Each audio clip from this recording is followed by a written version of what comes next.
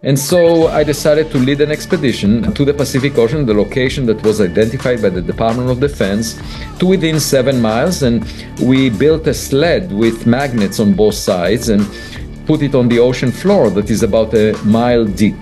And we scanned this region of 7 miles on a side back and forth 26 times. And I should emphasize, we were going after the localization identified by the Department of Defense. It was not based on a seismometer in Papua New Guinea, the way that some people try to argue that maybe it was a truck that the signal was referring to, not a meteor. No, actually, a truck cannot release a few percent of the Hiroshima atomic bomb energy, and we relied on the localization from the light that was emitted by the explosion.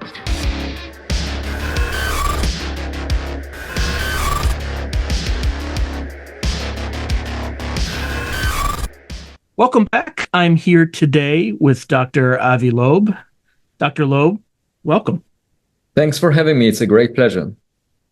Now, I generally don't go with a long introduction and all that good stuff because I think your reputation precedes you. But there's a few questions I have on 3 key topic areas. So the first is the magnetic sled experiment. The second will be on the UAP detector project that you're working on, which you covered at Seoul. So a lot of the stuff, I'm going to kind of go straight to some of the details. And then the last part, we'll just talk about Oumuamua if there's kind of time depending. So just really quick for folks who don't know about the magnetic sled experiment, what was it? Why was it conducted? Just very high level background. Yeah, so about a decade ago, on January 8th, 2014, the US government sensors on satellites detected a fireball, an explosion of an object that collided with Earth, and that is a meteor.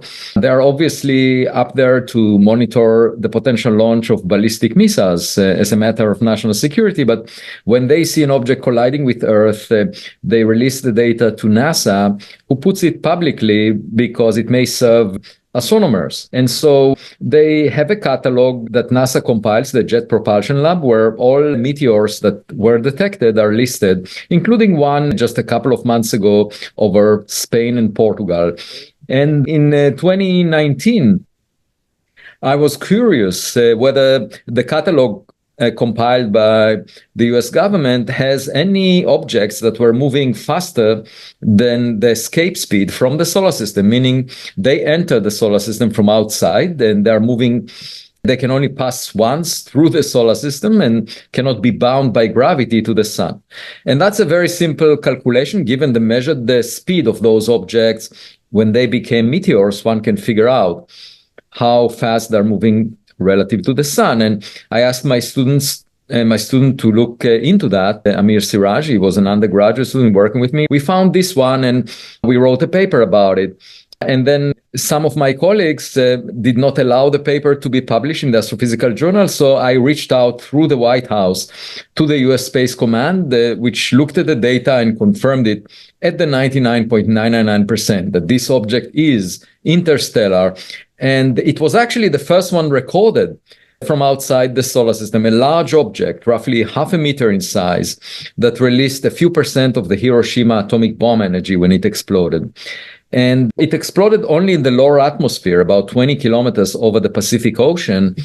And just to illustrate why that is unusual, the meteor that exploded over Spain and Portugal this year, around February, that was actually at an altitude of 70 kilometers. So the air density at 70 kilometers is 1,000 times smaller than the air density at 20 kilometers, where the interstellar meteor exploded. And they roughly arrived at the same speed because the interstellar meteor was coming from behind the Earth as it was moving around the sun, whereas the one over Portugal, Spain and Portugal, came in front of the Earth. So it was a head-on collision. So relative to Earth, they were roughly at the same speed of 40 kilometers per second, but relative to the sun, one was moving much faster than the other. And indeed, the one over Spain and Portugal was from the solar system, from the asteroid belt near Jupiter. That's where it originated. But it exploded, it disintegrated at a much lower density of air, meaning that its material strength was 1,000 times less than that of the interstellar meteor. So the interstellar meteor was tougher than all the meteors that were compiled by NASA over the past decade in this catalog that I mentioned. So it had an unusual material strength. And moreover, and obviously stronger than even iron meteorites.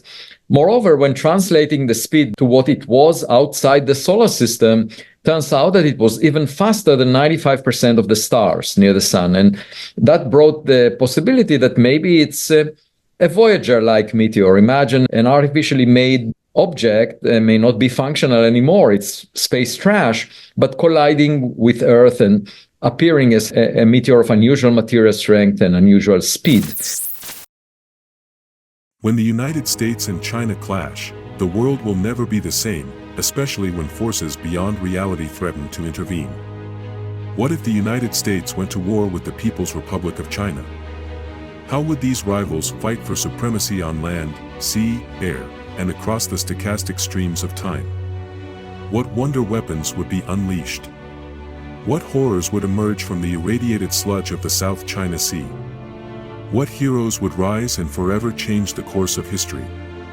Tread into the deepest and darkest dimensions of the multiverse, gaze through a kaleidoscope of fractured realities, and bear witness to the disturbing visions of World War III from today's greatest minds in science fiction, fantasy, and horror. Weird World War, China. Available now from Baen Books at baen.com. Another thing to imagine is the Tesla Roadster car that was launched by SpaceX in 2018 as a dummy payload. If within 20 million years, if that object will come back and collide with Earth, it would appear as an unusual meteor. And so I decided to lead an expedition to the Pacific Ocean, the location that was identified by the Department of Defense, to within 7 miles. And we built a sled with magnets on both sides and put it on the ocean floor that is about a mile deep. And we scanned this region of 7 miles on a side back and forth 26 times. And I should emphasize, we were going after the localization identified by the Department of Defense. It was not based on a seismometer in Papua New Guinea, the way that some people try to argue that maybe it was a truck that the signal was referring to, not a meteor. No, actually, a truck cannot release a few percent of the Hiroshima atomic bomb energy, and we relied on the localization from the light that was emitted by the explosion. So we went there, collected materials, analyzed them over 9 months at Harvard University, the best instruments available, also at the Brucker laboratories in Berlin, Germany. They have the best one in the world, an X-ray spectrometer, and also at Berkeley, the University of California at Berkeley. And at the end, we wrote a very detailed paper suggesting that about a tenth of all molten droplets that we collected from the ocean floor, roughly 80 of them, have a material composition, a chemical composition that was never identified before, that looks different from material from the solar system. And that includes elements like beryllium, lanthanum, uranium that are up to 1,000 times more abundant than you find in solar system materials. And so that may reflect indeed material from outside the solar system.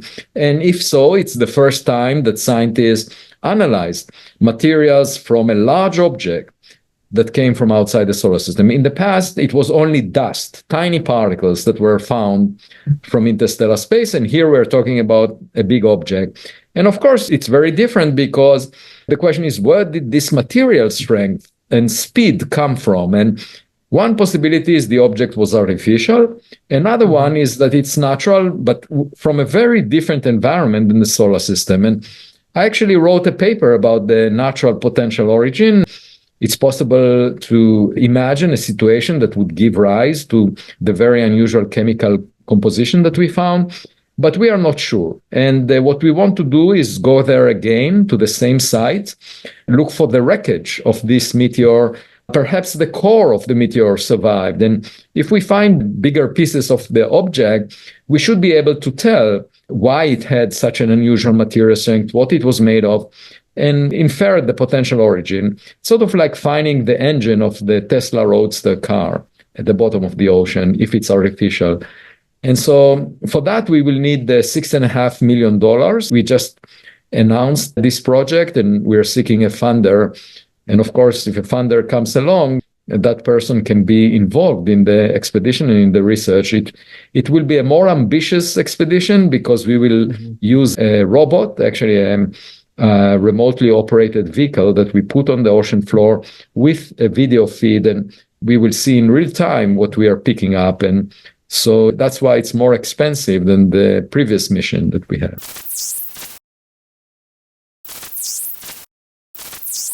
To advertise on Through a Glass Darkly, email throughaglassdarkly@gmail.com. Now, I'm going to share a chart from your paper. Can you see that? Yes. I think this chart is extraordinary, okay? And there's several reasons for it. So you talked a lot about these novel elements. So this is, if I'm interpreting it correctly, this kind of line is what we would expect to see from naturally occurring crust or materials from our solar system in terms of the relative proportions of specific elements. Is that correct, or am I a little bit off? Yeah, so the solar system, the entire solar system, was made of materials that condensed to make the sun and the planets and everything else in the solar system. And that is signified by the number 1 on the vertical axis here. So when you collect materials that are the primitive materials that made the solar system, that's what you should find. Now, in principle, you can separate materials in some regions of the solar system. You can separate some elements from other elements. But if you look at the primordial, the primitive material that made the solar system, it's very often close to the value of 1. And just to give you an example, there was a mission called OSIRIS-REx that visited an asteroid that came close to Earth. The asteroid is called Bennu. It landed on it, collected materials, and brought them back to Earth. And just recently, a few months ago, the results from the analysis of that material was posted. And when you look at a similar plot, that team, and by the way, that mission cost a fair fraction of $1 billion. So our mission was almost 1,000 times less expensive. But when they did the analysis, they found values for all these elements that you see. You're looking in the horizontal axis at 66 elements from the periodic table, going from the left to the right. And so what they found are values that are hovering around the 1, the value of the primordial solar system. And they may go up and down by a factor of a few at most. But that shows you an example of an object that belongs to the solar system, where the primitive materials are what we expect them to be. And by the way, they are very similar. The value of 1 is very similar to what you find in the sun. So the sun is a good representation of the original material that made the solar system. And what we find is some elements that you can see in red that go way above this value of 1, up to values of hundreds to 1,000. And that's why we say that was never, this kind of abundance pattern of chemical elements was never reported in the scientific literature. We had to give it a name. And so we picked the elements that are the most unusual: beryllium, lanthanum, and uranium. You can see them at the left, the middle, and the right. And these are 3 elements, and we gave it the name Belau to this composition. And we found it repeated in about 10% of the molten droplets that we found in the explosion site of the meteor. So I started looking up kind of some of the practical applications of some of these elements. And once you start going from left to right, I'm just going to give you a few examples, and then I just got lazy and fed it into ChatGPT and got some interesting results. Okay. So let's take lithium. So lithium deuteride is used as a fusion fuel, okay? Beryllium, it's used in like a beryllium reflector in fusion or thermonuclear bomb design. I'm not saying that's what this is, but I'm just saying. It's used to moderate the neutrons. In order to get a chain reaction, you need the neutrons to be not so fast as they are when they are born from the nuclear reaction. So usually beryllium is used to moderate them in nuclear reactors, for example. Yes. uranium and thorium, typically nuclear fuels. That's kind of one section of things that you find. The other section of applications, and again, I'm not implying that it's definitely an actual device made by humans or non-humans. It's definitely not made by humans, because I think you confirmed at the very beginning it's outside the solar system.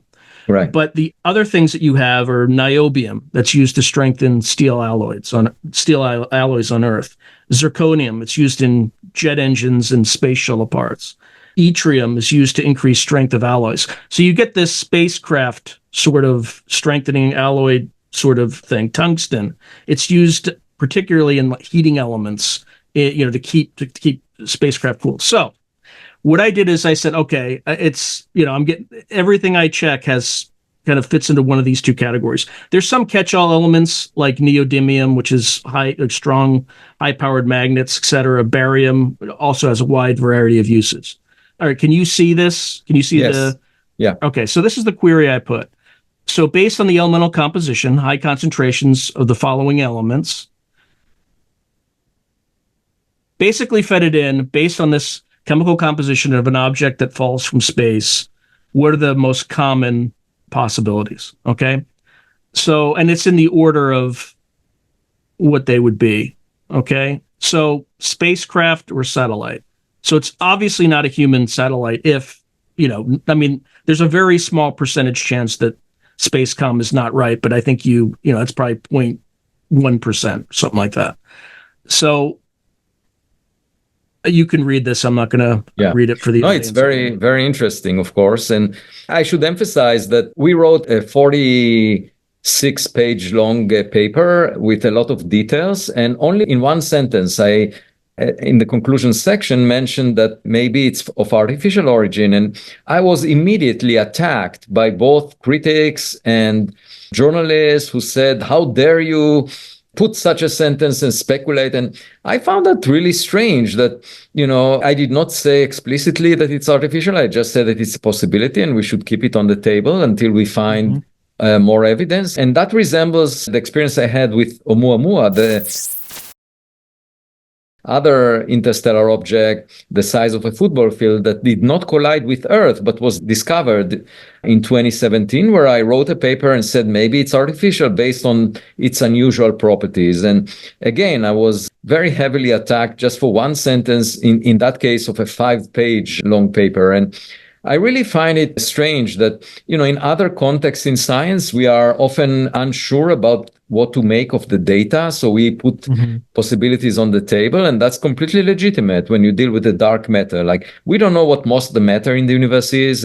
85% of the matter is of some unknown substance. And over the years, the decades, astronomers, scientists suggested various possibilities. We don't know if any of them is right, but it's encouraged to put it on the table so that we can test them. And many of them were ruled out because experiments were done. And they cost billions of dollars, these experiments. So it was not like a cheap, off-the-cuff conclusion. And nevertheless, even after you rule out, it's considered to be part of doing science. The people who ruled out those suggestions actually were rewarded and acknowledged. And the people who suggested these possibilities were never ridiculed or bullied or anything. However, in this context, when we see unusual properties and I'm just mentioning it as a possibility, I'm immediately being attacked, either personally or professionally, for no good reason. Like, there was a paper claiming, this unusual element abundances may be actually coal ash.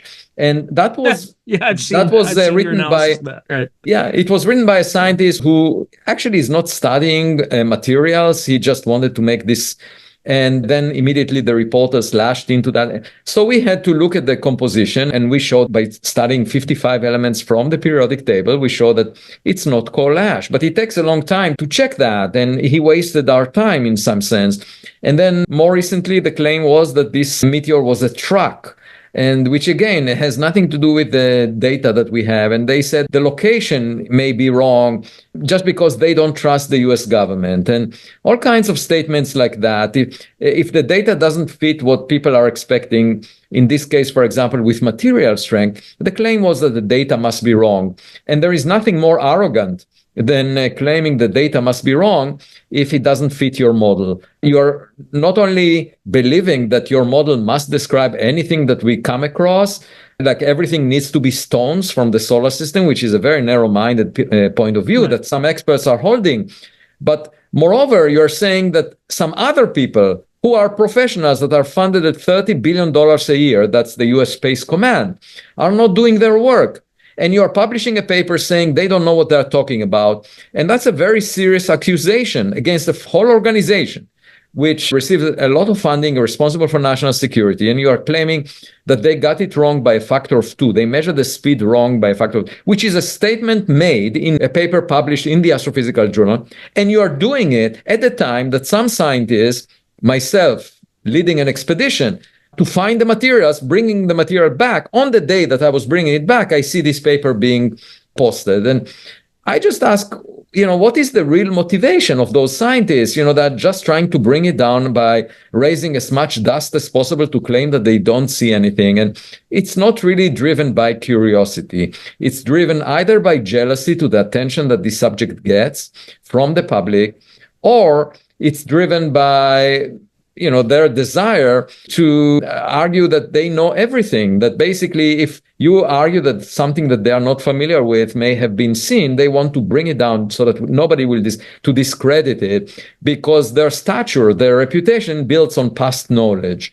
And this is really bad because it resists any innovation in science. It basically discourages young people from raising their voice when something unusual comes along, because they might be worried for their career. I'm not troubled by this because I'm already well established, but it really sends the wrong message as to how to deal with anomalies. If you see something anomalous, instead of arguing that the data must be wrong, the way these experts did, in my case, multiple times, 3 papers writing that the data must be wrong because it doesn't fit their model. Instead of doing that, what you should be doing is, out of curiosity, you should be intrigued by the data and say, okay, well, we need more evidence. And what does that mean? Well, first of all, going to the place and collecting materials, which is basically what I'm doing, or being open-minded and trying to figure out what it means once the material is collected. But instead, they were trying to discredit the entire thing by saying the data must be wrong. They found coal ash. They went to the wrong place. They were basically looking around for any possible argument to show that. And you ask yourself, why would all these be tilted in the negative direction? Why not try to be more positive about it? And, that is really unfortunate. And I find it to be inappropriate for people who are choosing science for their career, because they should be driven by curiosity. They should be collaborative rather than offensive, rather than bullying whoever does something new or different. And I very much hope that, we will go there again. We need $6.5 million. It's not easy. And it's a lot of effort to do these expeditions. But I'm not affected by the pushback, because I think the right thing to do in science is look for better evidence. And if we find bigger pieces, that can prove the case of what this object was. Now, just to play devil's advocate, the only reason that I could see the U.S. government lying about it would be if it was some Chinese satellite or something that they had to recover. However, it sounds like the velocity at which the object hit the planet would be too fast or too slow. Yeah, it was much too fast for a satellite. The US government didn't recognize that it's interstellar. It's, together with my student, it's I that did that. And okay, that's so important. they just, that's very they just put the data in the catalog, and the speed of this meteor was not unusual. For example, compared to the meteor over Spain and Portugal, they were both the same speed, but this one came from behind the Earth. So we had to convert the speed relative to Earth to a speed relative to the sun. So you have to take into account the motion of the Earth. And they didn't do that. The government didn't do that. They just confirmed our finding and then said that, yes, indeed, it's interstellar. So they had no motivation. The only reason that they might give a result which is not substantiate, which is not true, is if they're incompetent. And that's what the scientists were trying to say, that you can't believe their measurements because they can get it wrong. And actually, for this meteor over Spain and Portugal, someone looked at the same catalog from NASA, compared it to ground-based measurements, and it's in perfect agreement. So that person argued, well, given that the US government reports results that are in perfect agreement with ground-based detectors that are open to the public, he concluded that the data on this interstellar meteor was probably at the 94% confidence level correct. And, so that was just a month ago, someone arguing that, in fact, it was completely inappropriate of the astronomers before to dismiss the interstellar origin, because we have now confirmation that the US government data is correct in the case of the meteor over Spain and Portugal. Now, another question about the materials that you found. At the Seoul conference, Gary Nolan did a presentation that was examining isotopic ratios. Were there any novel isotopic ratios in any of the materials that you found on the seafloor off of Papua New Guinea? So we are looking into it right now during this summer. It requires, because we don't have a lot of material, of the order of 100 milligrams at best with everything. It's not easy to do the isotopic analysis, but we are doing it. And that's another motivation for us to go again to collect more materials or bigger pieces, because then we can do the isotopic analysis much better. And in particular, if we can find the large enough quantities of uranium or thorium, then we can date the age of the material, because uranium depends which, but has a half-life. The two isotopes of uranium, 235 and 238, they have different half-lives, and one is 0.7 billion years. The other one is 4.6 billion years, which is roughly the age of the solar system. And then thorium has a half-life of the age of the universe, actually. And so you can infer the age of the material, how old it is, just by finding enough of those elements. And we just didn't have enough. And also some volatile elements like lead evaporated from the spherules that we analyzed. So if we find bigger pieces, we can date the material. And first of all, that would demonstrate whether it is indeed from outside the solar system, because the age would be different. And then secondly, we can tell from how far away it came, because we know the velocity by which it was moving. And if we know how long it was moving, we can tell how far away it came from.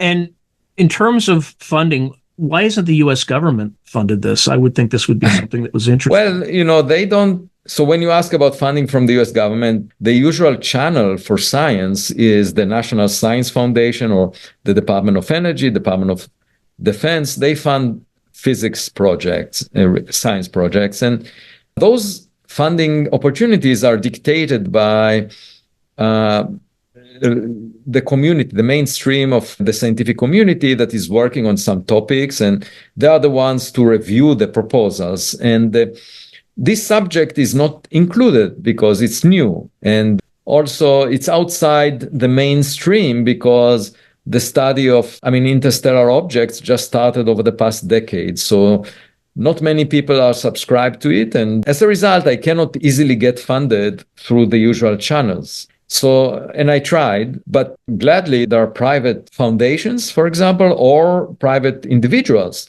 some of whom are very excited about the research. So to get funded at the level of a few, $1 to a few $1 million was possible for me so far. And the 6.5 is more of a challenge for one expedition, but I'm still hopeful that I will meet the right person in the coming weeks.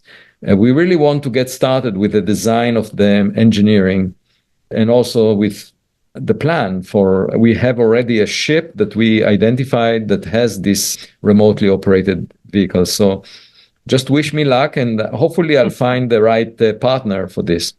Now, if some big donor wants to donate, how do they do that? Oh, very easily. Just contact me. And my email address, aloeb@cfa.harvard.edu, is available online. And then we'll go from there. And I'll be glad to, if someone has the ability to provide a significant fraction of the cost of this mission, I will be delighted to speak with them. Okay, let's move on to the UAP detector. If you could just give a high level of that project. It's part of the Galileo project. How many have you set up? very, very high level. You gave a very detailed presentation at Seoul about it. There was a lot that happened since then in the past half a year. And so we have an observatory that we built at Harvard University, and it has been monitoring the sky near Boston for the past half a year. We spotted of the order of 500,000 objects, and we are analyzing them with machine learning software, trying to figure out if there are birds, airplanes, balloons, drones, satellites, or something else. And so far, we haven't seen anything anomalous that we cannot identify. But it may be a matter of time. It may be also a matter of location. Just like real estate, there are three factors that affect the real estate value, and these are location. Exactly. And the same may be true here. And so as a result, we are building a second observatory in Colorado that could potentially be moved around, and will not necessarily stay in Colorado. Mm-hmm. And we have the major components are, as of now, almost ready, and then we'll start getting data, hopefully within a couple of months there as well. And finally, there is a new grant that we received from the Mellon Foundation for $600,000 or so, and that would allow us to build a third observatory in Pennsylvania. And so the cost of any new unidentified anomalous phenomena observatory like that is about $500,000, and we can build it anywhere within the US. And so if there's any potential donor that might want such a observatory close to where they are or anywhere they are interested in, then that is the cost. The issue is not so much the location for us. It's more that we need the money to build it. We have the recipe because we already have something that works. It took us about 2.5 years to just come up with the full design, and now we, developing the software that would analyze the data, allow it to be transferred, and so forth. That it was not easy because an observatory like that was never built before. Astronomers are focusing usually on a small portion of the sky, and if something flies overhead, they ignore it. And so we had to build from scratch using components that can be purchased online, and we put them together and tested them, calibrated them, and now we are getting data, and we can do the same for other locations now that we know how to do it. And are these for donors, about $500,000 per pop? Or, yes. Per system? Now, of course, we might need to also have the personnel at that location, that a technician on top of, I'm just talking about getting the hardware and the software together, but then the operation, the assembly may require a dedicated person on top of that. But yes, this is roughly the cost for a full system. Of course, it's possible to reduce the cost somewhat with components that are less expensive, but they would perform less well. Yeah. All right, and I'm going to ask a pretty odd question, but this keeps coming up. So there's an element in this system that utilizes passive radar. Mm-hmm. And passive radar, I have a friend who's a colonel in the Army. They, a few years back, did a study on future technologies. There were two technologies that the Army Science Board that were kind of off limits for even them to discuss. One was something related to nuclear shielding. The second was passive radars. How did you deconflict that with the U.S. government? Yeah. So our passive radar at the moment is not really detecting the radio waves that are bouncing off objects in the sky. It's just it's used for the ADS-B transponders that airplanes are using to relay the position and their identity. So it's basically the radio transmission from airplanes that we are detecting. We are not using a passive radar in a way to localize objects in the sky. So indeed, this technology is somewhat sensitive, but we are not employing it. So it's just to check. So in other words, you're using like a wider aperture so that you're, in terms of so you're not getting very detailed. No, we don't get localization from the radar system using the passive radar approach, where you can triangulate and figure out the distance of an object from the reflection of radio waves emitted by radio stations, televisions. We don't do that at the moment. We're just using whatever airplanes are transmitting as a way of confirming that, we know what we're looking at. And even if we didn't have that radar, it wouldn't change I mean, most of our data is basically optical or infrared cameras that are looking at the sky, the entire sky, and also an acoustic sensor that detects the sound waves from any object. And the challenge, for example, with machine learning is combining the signals from the various instruments. That was not done yet in experiments on other topics. And it's sort of like using the information that comes through your ears and your eyes to identify objects. And here, the time delay from the sound waves can tell you the distance. It's just like hearing lightning, the thunder. Right. From a lightning. The delay between the two tells you something. And the other thing is, if you are observing the sky from two different points of view, you can triangulate, or from three, you can figure out the distance, the exact location much better. Just like having two eyes allows us to infer the distance. So we are working on all of these elements, but as of now, we have a working system, which is, I think, a great advance. And we are writing some papers that will describe the preliminary results that we have. So even if we don't detect any UAPs, we can still put a limit on how frequently they appear at the location that we're looking at, because nobody monitored the sky for months and months to obtain the same sensitivity as we are getting. What people reported about are unusual objects, given the fact that they were at the right time, at the right place, some military personnel. But they don't know how frequently these things appear because they've never been in that place for a long period of time, which is what we have. So it's an interesting study, irrespective whether we find UAP or not. We can put a limit, or if we do find one, then we will write a full article, a full paper just on that unusual object, of course. Now, are there any particular frequencies that you monitor for UAPs? In terms of different frequency ranges? Well, in terms of the sound waves, we go all the way from infrasound, very low frequencies, up to ultrasound. And basically anything that goes through the atmosphere and can give us some information. And in terms of infrared, we are basically looking at the sky in the spectral windows that are offered to us by the cameras. And we also have a magnetometer that detects magnetic fields. And, that has a very good temporal resolution. So we can, as long as an object makes a magnetic signal, we can detect it.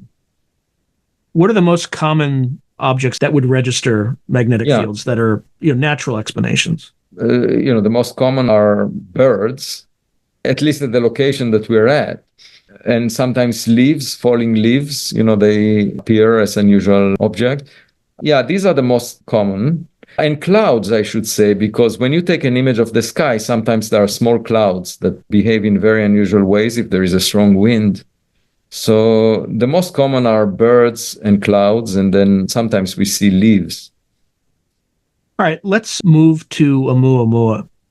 And again, I know you've probably talked about this a billion times, but just high level for people who just fell off the turnip truck. Explain what it is, what happened, and what you concluded from that observation. Yeah, so that, in fact, yesterday I gave a public lecture, and a very young member of the audience asked me what brought me to the subject of searching for intelligent life beyond Earth. And I explained that it was Oumuamua, an object that was discovered in October 2017 and reported by astronomers at Hawaii, just because, it was flagged because it was passing near Earth and they were looking for near Earth objects. It was the size of a football field, about 100 meters, and was detected by the reflection of sunlight. And as the object was tumbling every 8 hours, the amount of sunlight that was reflected from it changed by a factor of 10. And that meant that it has a very extreme shape. And the analysis of the variation implied that it's most likely flat, pancake-like. And, those properties are unusual for rocks to be flat, and also for their area projected on the sky to change by a factor of 10 when they're tumbling. Just think of a thin piece of paper. It's very unlikely for the thin piece of paper tumbling in the wind to be exactly edge on. And so most of the time you will find it sideways, and a variation by a factor of 10 in the area that you're looking at is quite unusual. And then this object was pushed away from the sun by some mysterious force without showing any cometary evaporation. There was no dust or gas around it. And I suggested maybe it's sunlight that is pushing it. And actually, 3 years later, in September 2020, there was an object discovered by the same telescope in Hawaii that was pushed away from the sun, no cometary evaporation. And 3 weeks later, this object that was named 2020 SO was identified as a rocket booster that was launched in 1966. It had thin walls, and therefore it was pushed away from the sun by reflecting sunlight. And this just illustrates that the technological object may very well explain these unusual properties of being pushed away from the sun without cometary evaporation. And we know it because in the case of 2020 SO, we made it. And so we don't have more data on Oumuamua because by now it's too faint and we couldn't really chase it. But the Rubin Observatory is a new survey telescope that will start operations in a year in Chile, funded by the National Science Foundation. And it will survey the southern sky every 4 days with a camera that has more than 2 billion pixels. And that's about 1,000 times more pixels than your cell phone camera. And that would allow us to detect Oumuamua-like objects every couple of months or so. And so there should be many more detected starting next year. And I'm working on studying them once they are detected. Then we could look at them with the Webb telescope maybe. But it's clear, I mean, there would be rocks coming from interstellar space, but my hope is that among the rocks, every now and then we'll see something really unusual, maybe space trash, and that was manufactured by some alien civilization, and their trash will be our treasure. Now, when you first came out with this hypothesis about Oumuamua, what sorts of resistance did you find? Did people kind of just accept it, or I know the answer is no, but well, it was interesting. It was interesting because, I was very sincere about my interpretation, just the way I wrote previous papers on black holes and stars. And so when we submitted the paper for publication with my postdoc, it was accepted within 3 days for publication. And the reviewer said, yeah, in fact, there is evidence that this object might have been flat, and that supports your hypothesis that it was pushed by reflecting sunlight.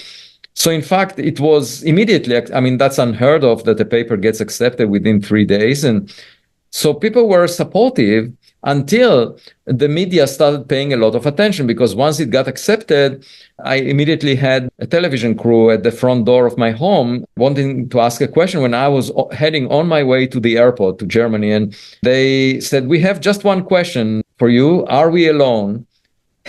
That's an answer to that. It's just right. You can't conclude that from just right. And when I got to Germany, I had my email was full of messages, including from Good Morning America, where they wanted to ask me.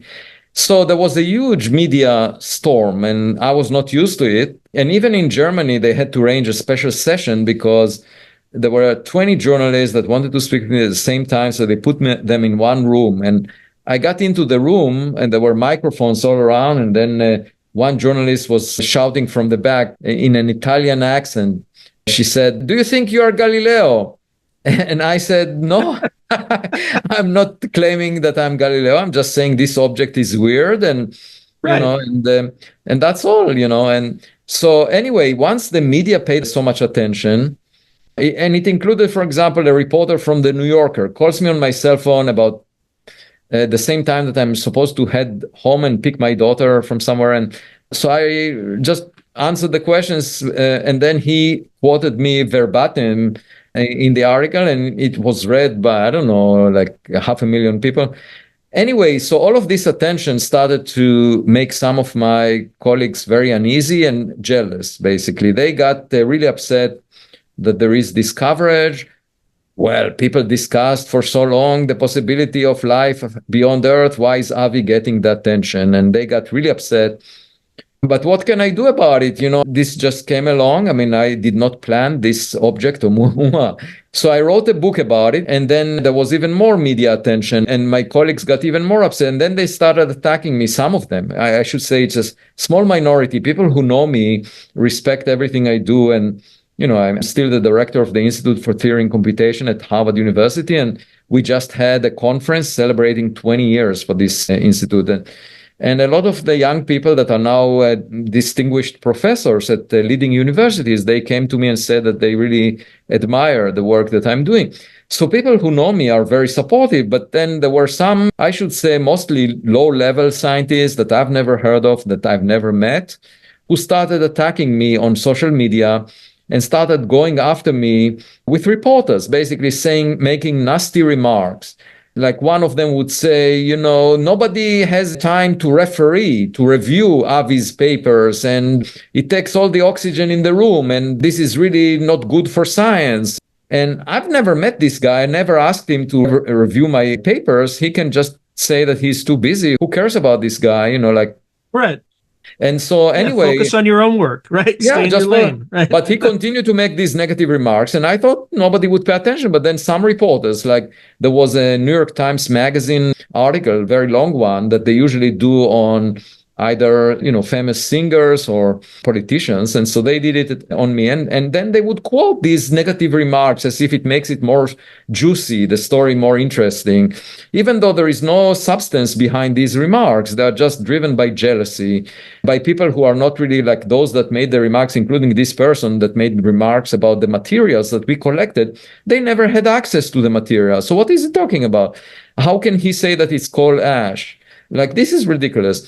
And you would find a journalist using those remarks in order to make the article more accessible or more interesting, so that it gets more clickbaits, and including the claim that this meteor was a truck. And I wrote to the New York Times editor and said, look, if you are ignoring evidence in the case of reports about science, how can I believe anything you say about politics?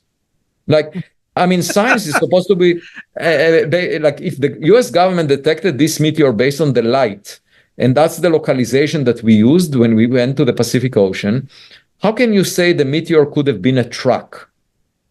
And just to clarify, this was made by a science journalist who highlighted the story of it potentially being a truck based on a conversation with a postdoctoral fellow that submitted a preprint that was not even refereed at the time. And that particular postdoctoral fellow made a press release. And so the journalists found it very juicy, great. We would say that the meteor could have been a truck, that this was all misguided, without speaking with me, without checking the facts about how the localization of this meteor was identified by the US government, without doing that background check on a scientific exploration, just dismissing the entire expedition based on a hearsay by a postdoc who says that he doesn't believe the US government data. Now, if you were to do a story like that, at least say that this postdoc doesn't believe an official letter from the US Space Command that localized this meteor at a particular location. Just say that. No, but that was not mentioned, because this postdoc said we can't believe the US government. So, okay, so all bets are off. Now let's argue that this meteor was a truck. And that was the gist of this report. So you find this very toxic combination of social media, scientists who are jealous of the attention and just want to get attention for themselves by criticizing, an exploratory study that is breaking new ground on the first interstellar meteor. Just, they want to destroy that. So they are jealous of the attention. They say bad things. And then the journalists amplify those bad things to get clickbait. And, this entire dynamics is contradictory to the way science should be done, because science should be done by being open-minded, by attending to the evidence that we have and trying to collect more evidence.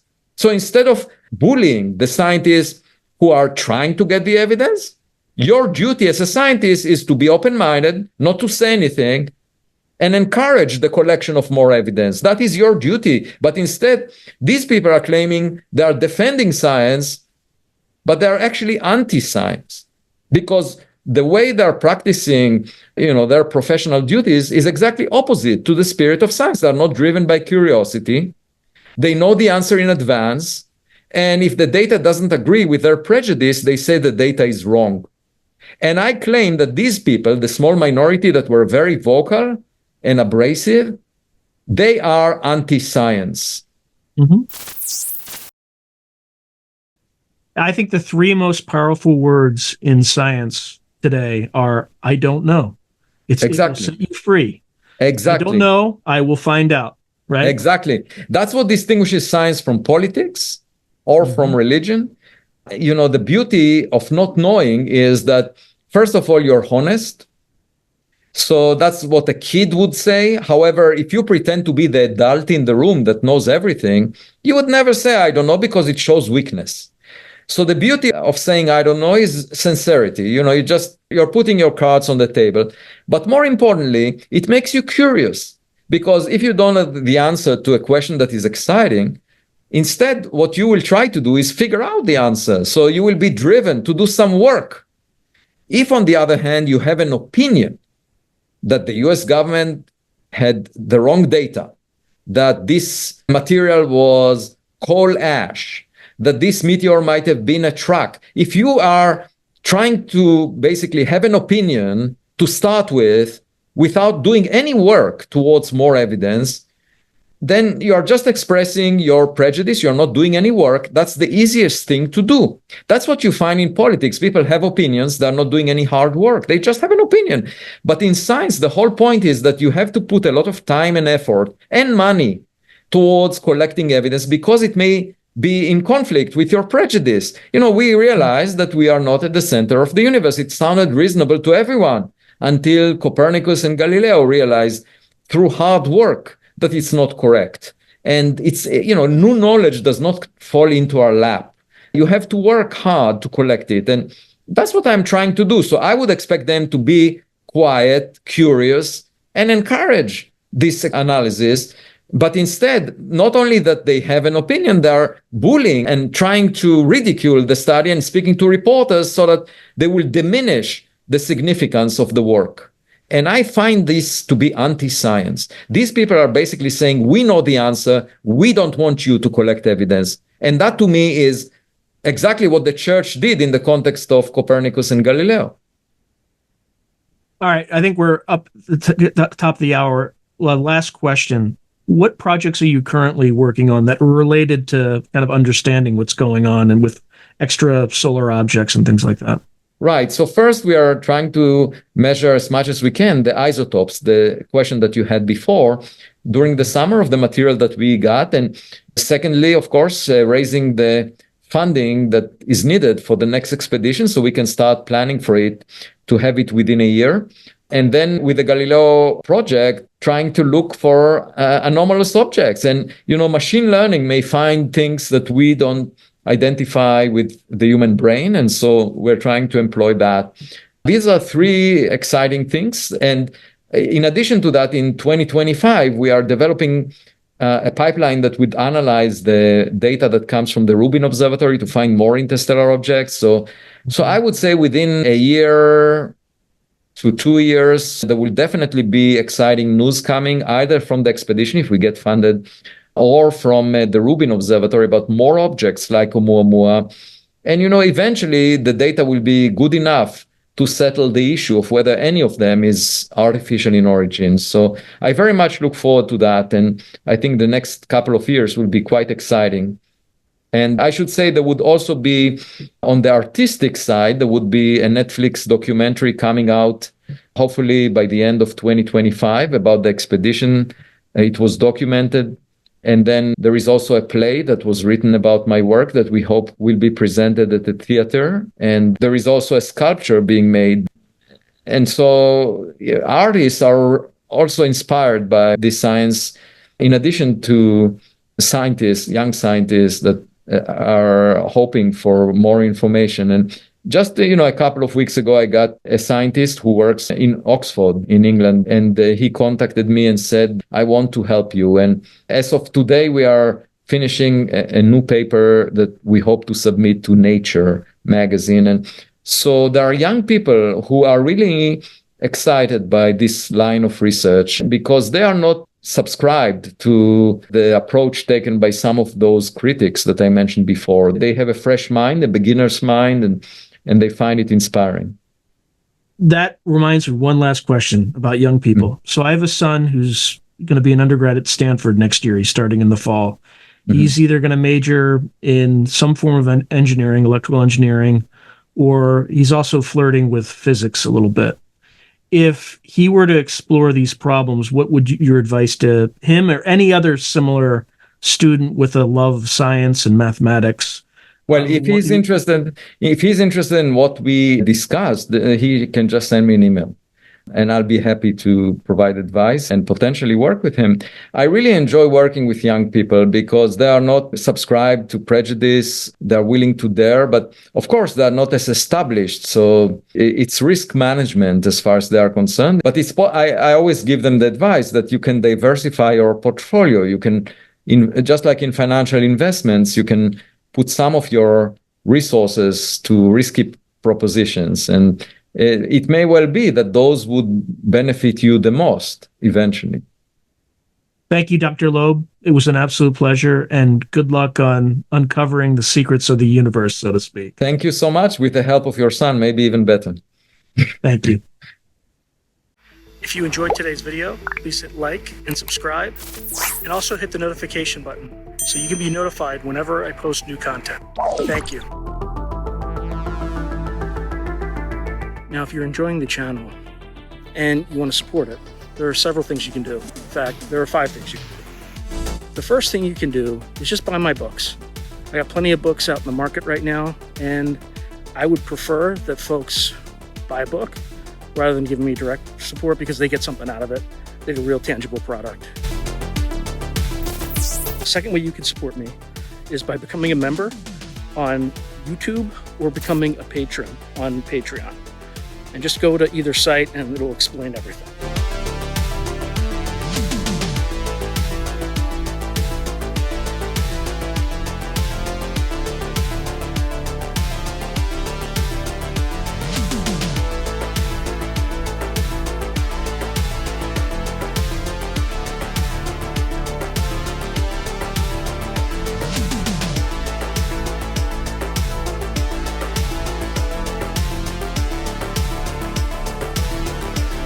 The third way you can support the channel is by checking out my merch site,